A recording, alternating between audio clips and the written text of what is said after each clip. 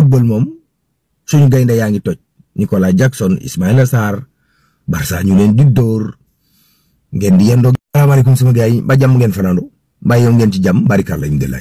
Ousmane Diagne ministre de la justice bu Sénégal nee na dossier Mariama Sagna mi ñu fi boomoon ñi ko santaane ak ñi ko rey ñëpp yoon dina leen seet ba gis leen teg leen fi bërëb.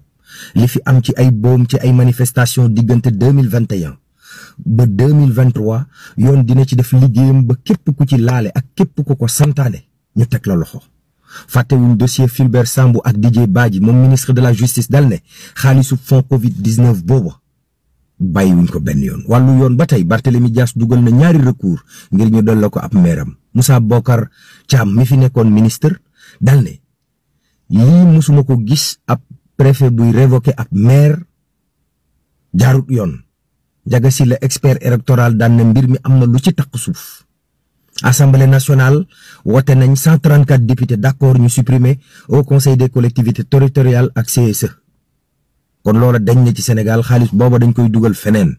Assemblée nationale liñ bëgg moom mooy budget ministère des finances ñu doublé ko 400 nangam milliards la woon fi mu nekk ni dañ ko yóbbu ba 827 milliards doublé lañ koy def bu soobee yàlla. waaw Amadou Ba moom mooy woo opposition bi ne leen tasaaroo gi ñu tasaaroo day tax gars yi continuer di salfaañi réew mi.